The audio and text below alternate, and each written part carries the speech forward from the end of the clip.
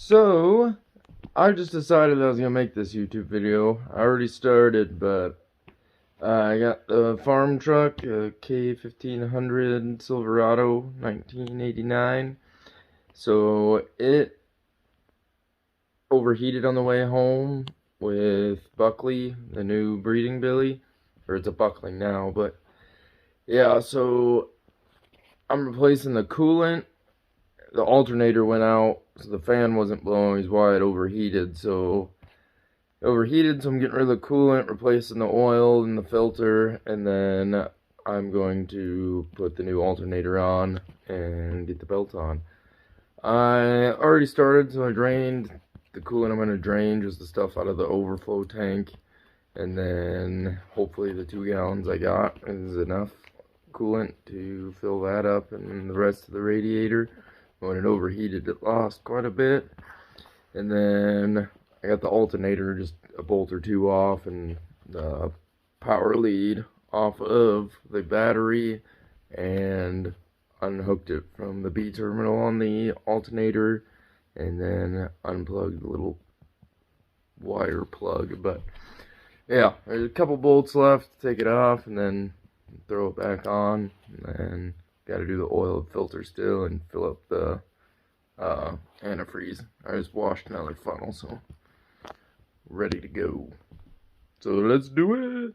Yeah, so I took the air intake off because I was gonna unhook the hose there and try to stick my bucket in there, but it didn't fit, so I ended up taking this end of the hose off and then drop it down through the crack and draining it in the bucket. But so yeah, I took the whole end feed off for that, and then the belt fell off when all this crap shredded on the alternator.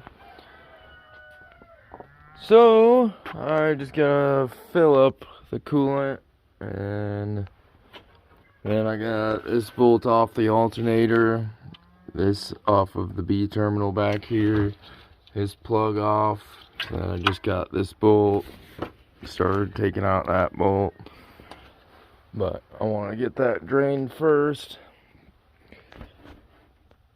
But yeah, so we'll fill her up with coolant here quick.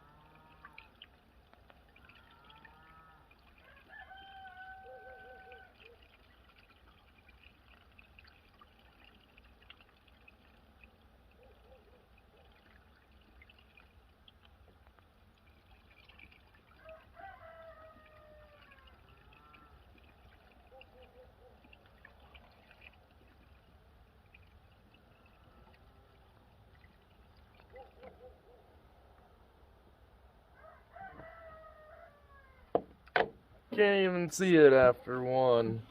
Not looking like I'm gonna have enough coolant. And bottle number 2. Hard to see and pour.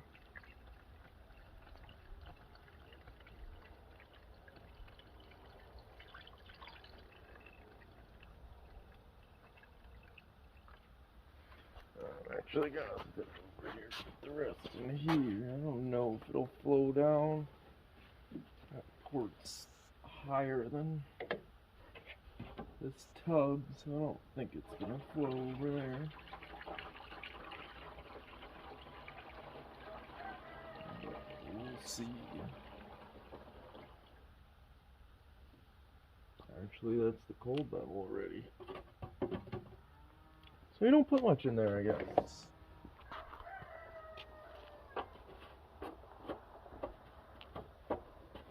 is weird because when I parked it, it was shooting out the top. Not the lid, not over here. This cap was sealed, but.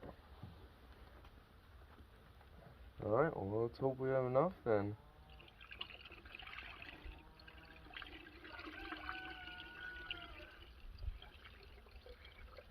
Sounds like it's getting pretty full.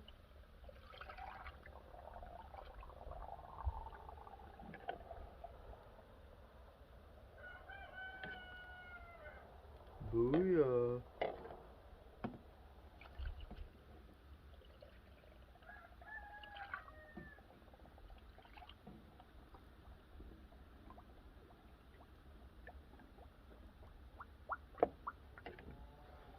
Yeah.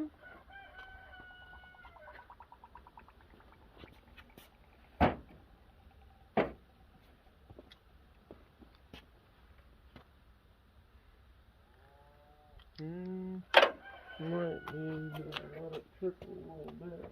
Keep adding. Yeah, there, it's going up over there.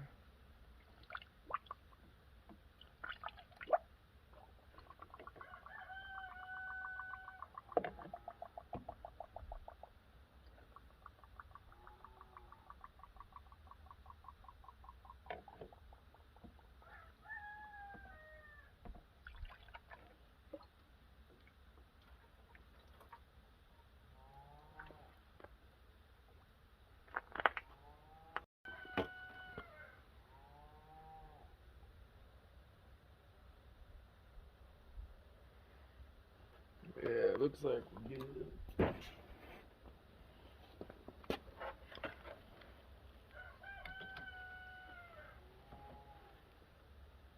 Boom. Now back to the alternator.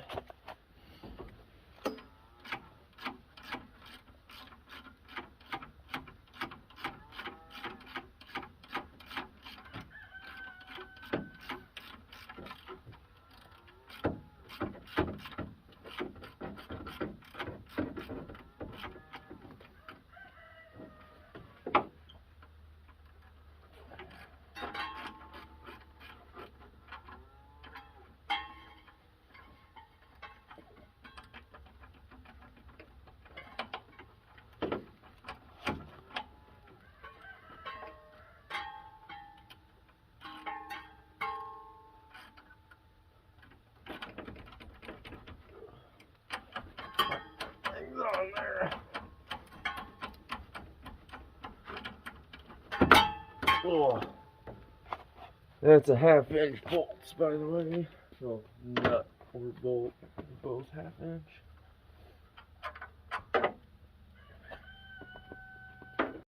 I believe it's just this one more back here.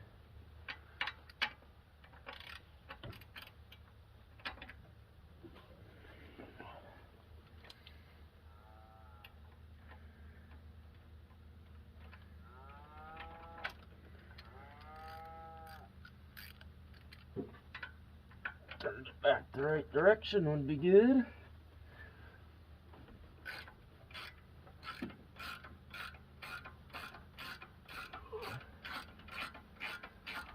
This one and that last one are just bolts. This one has a bolt in it, but just took the nut off so far.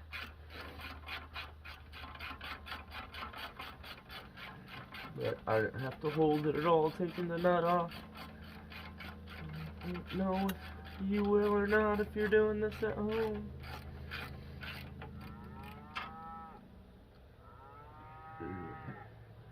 But it's his back bar, and the bar coming up this way, and then the bar coming up this way. So I'm pretty sure it matters the order if it's not gonna fit right.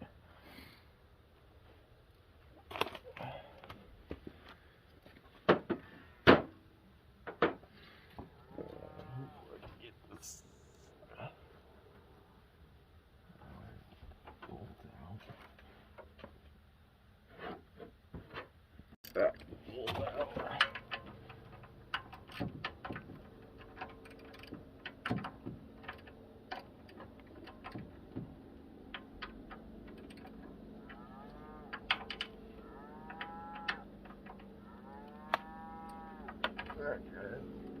ripped.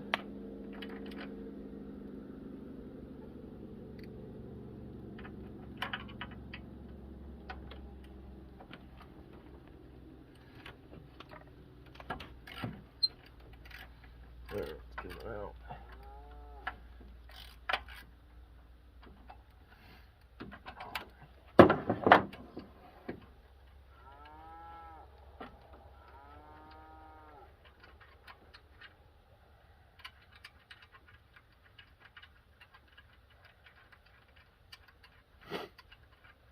And I'd say there's a little memory thing that you can put in your truck so it doesn't lose the memory. I think it's just talking about the clock and everything, but I don't think it should be any different taking the alternator out compared to just taking the power lead off the battery.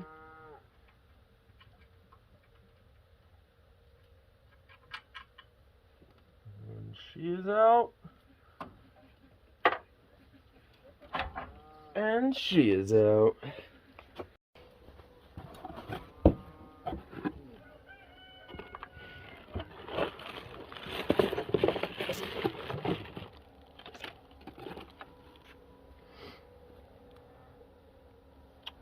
Okay.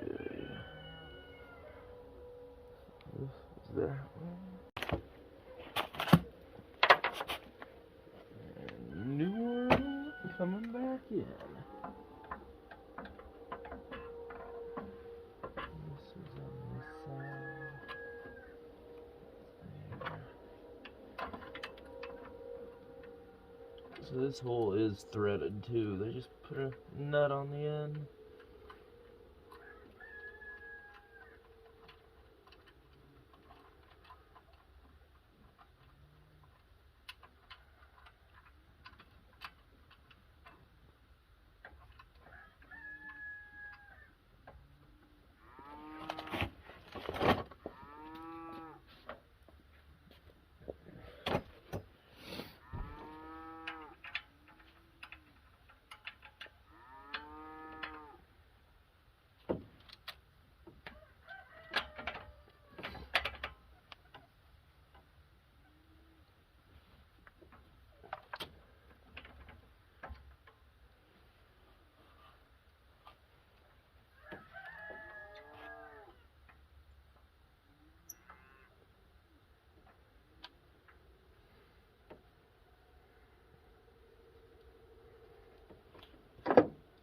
Sure it's not cross-threaded.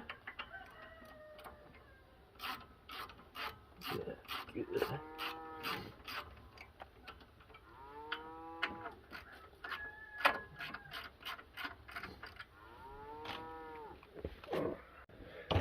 This guy down here.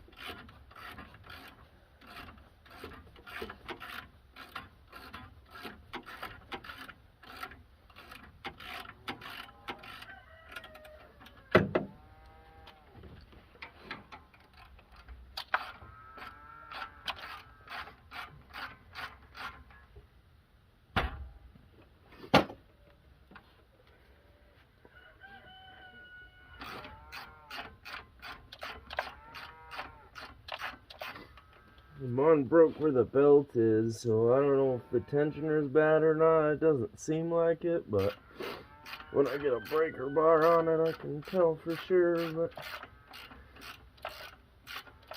I just want to get it in as tight as possible, so hopefully not have this belt break or this alternator break, because that one was new too.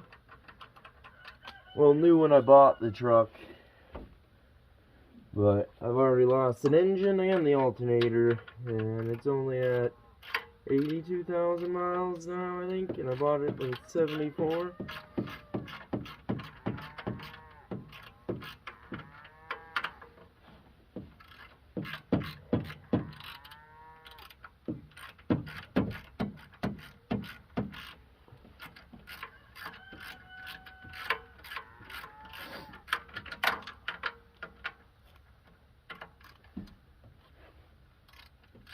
trying to keep my hand out of the way so you can see, but it isn't working too great.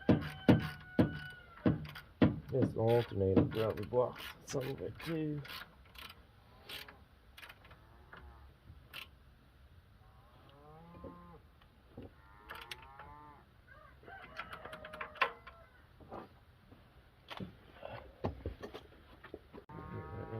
Washer,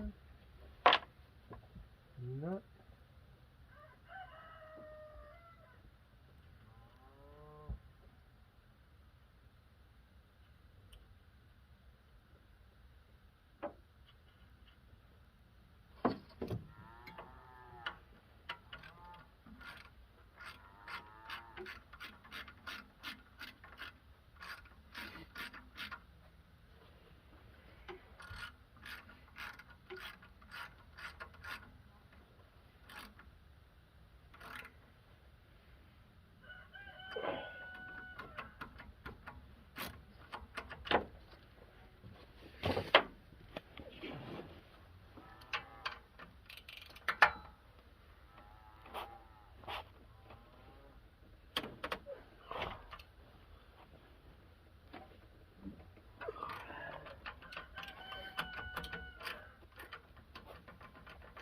These bolts, I don't know what the torque specs are, but on that little B terminal on the back for the wire that comes straight from the battery, I believe, that one,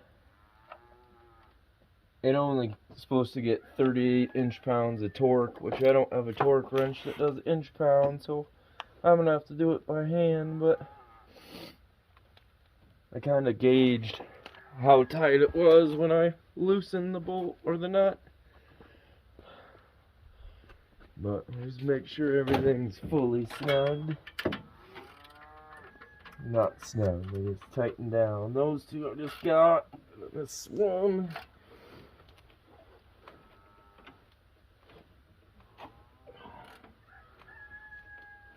Oh, this is definitely good. Yeah, get this off. Gotcha. And then we got this little plug.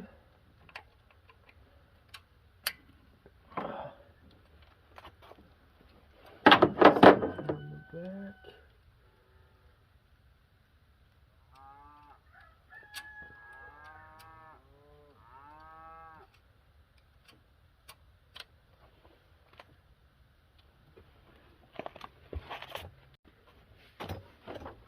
Oh man, 38 inch-pounds of torque. So he said that's equivalent to about 1/12 of a foot-pound.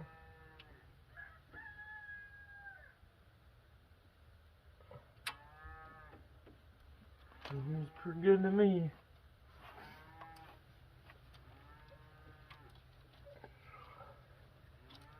Little rubber sleeve over it.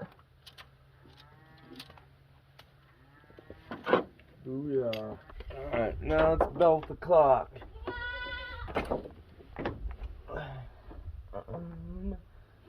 So we got this little diagram.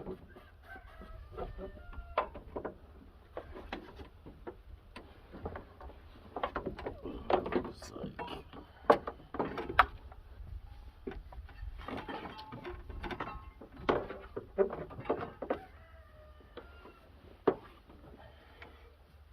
it's over, under, over,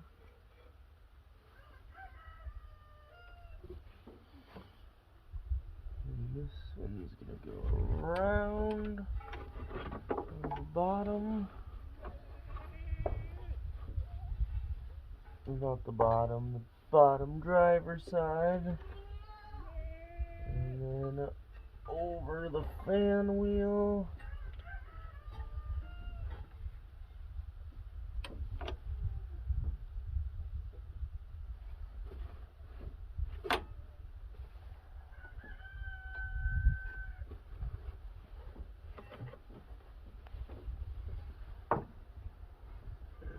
guy needs to go around the actual bottom.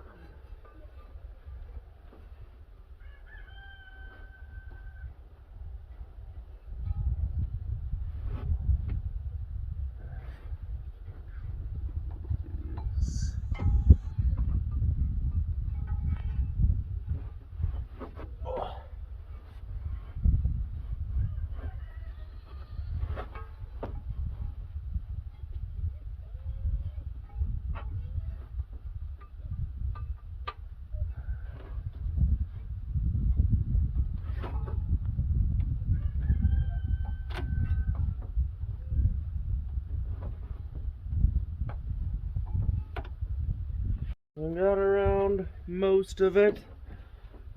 I'm gonna grab a breaker bar from the shop so I can pull the tensioner back so I can get around this last pulley.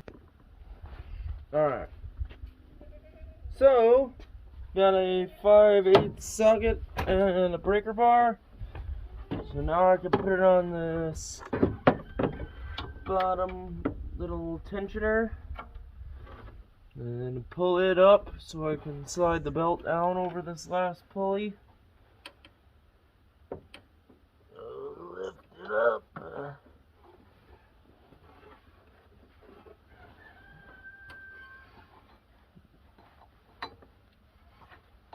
Tuck it under.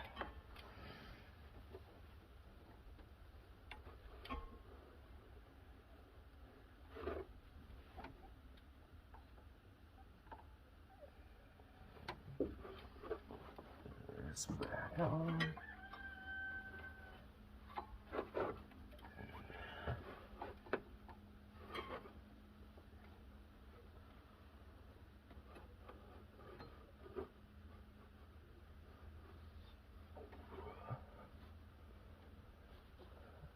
Looks good.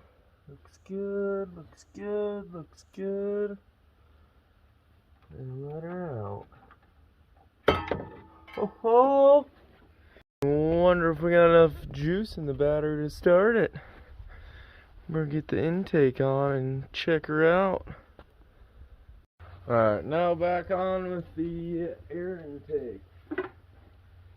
This little strappy guy in there. Take that little screw out. Don't lose it. Sideways, should sit there. There's a little arrow on top of this so you put it in the right way. Airflow comes in from up in this corner panel into the intake. Boom. Easy peasy. Way easier putting it in than taking it out, that's for sure. Thing was pretty hard to yank off.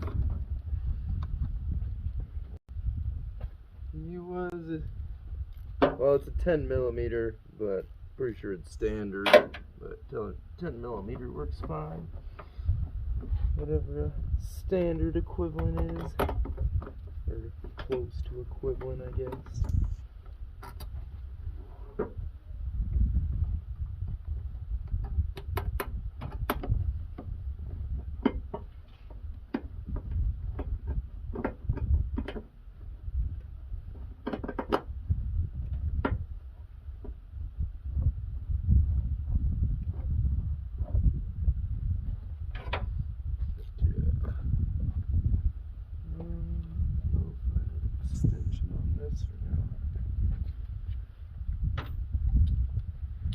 Got a little one right here, so might as well.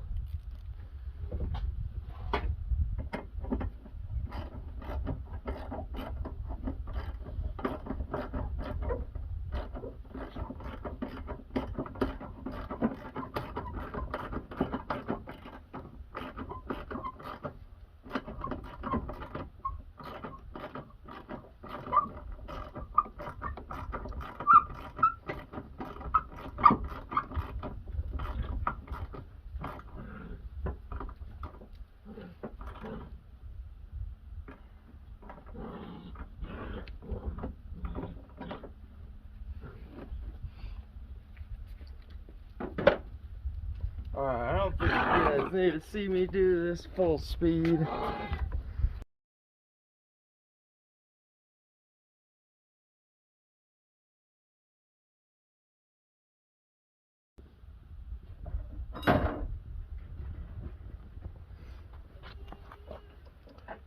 I'm just putting the power lead back on. It is stripped as all get out, so I have to use channel locks and tightener.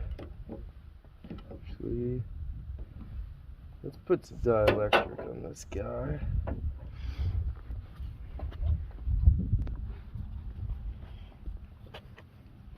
I always like to use dielectric grease when I'm doing anything with batteries.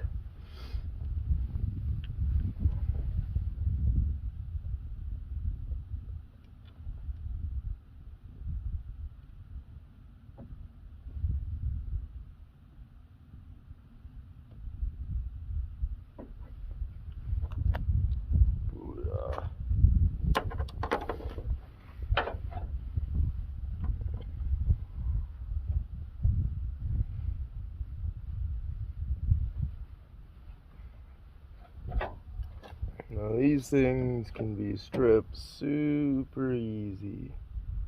It's so short. It gets a couple threads on it.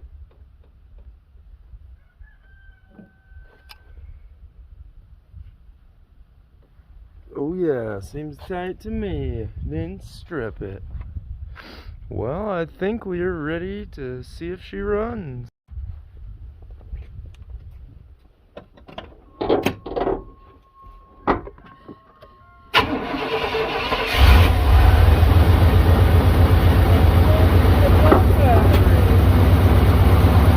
Dead, but it was draining.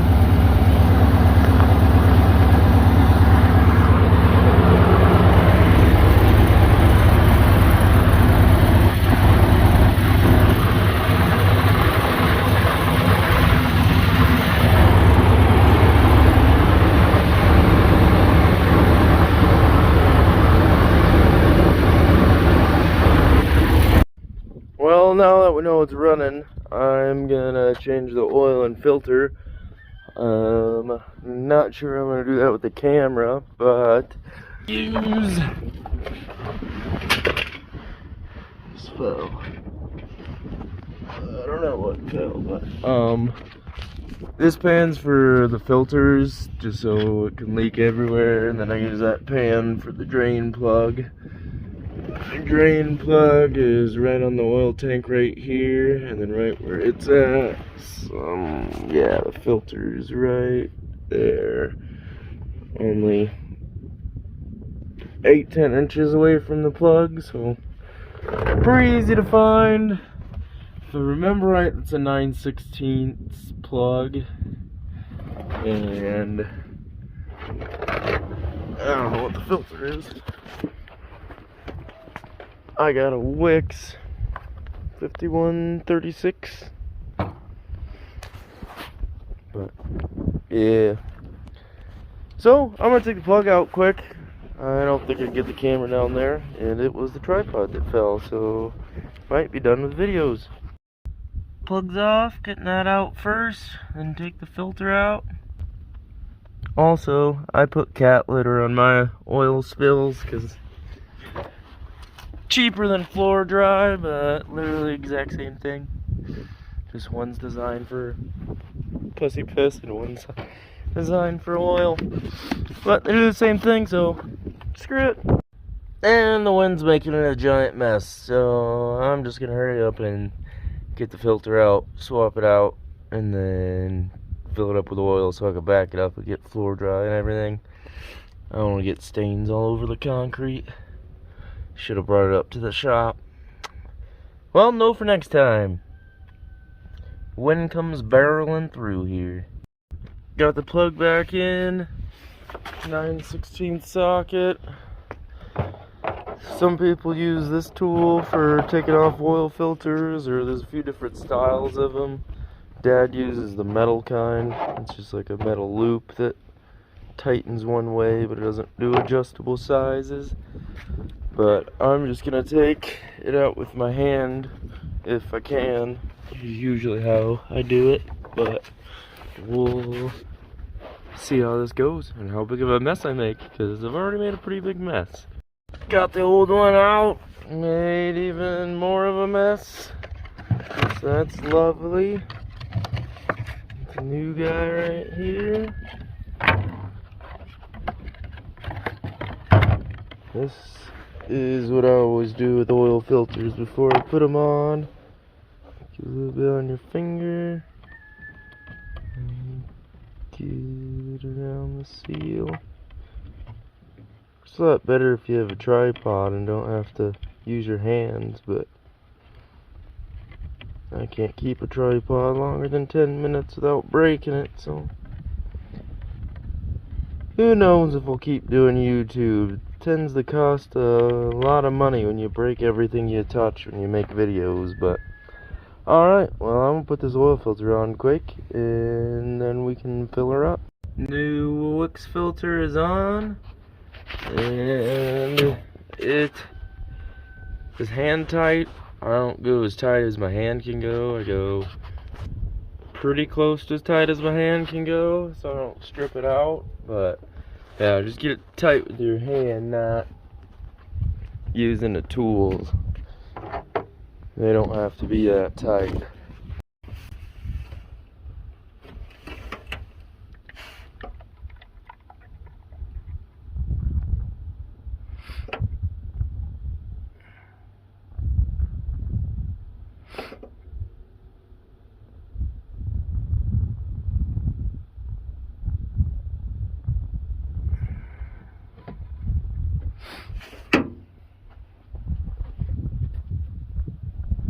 That's about 3 quarts.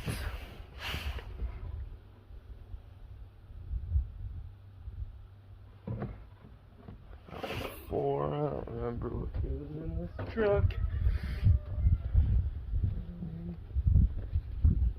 There we go. Still a little bit low.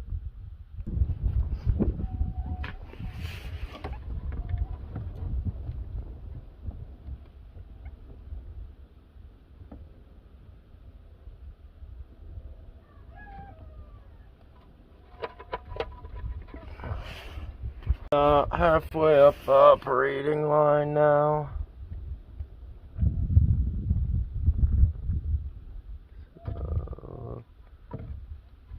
Hopefully that tops her off.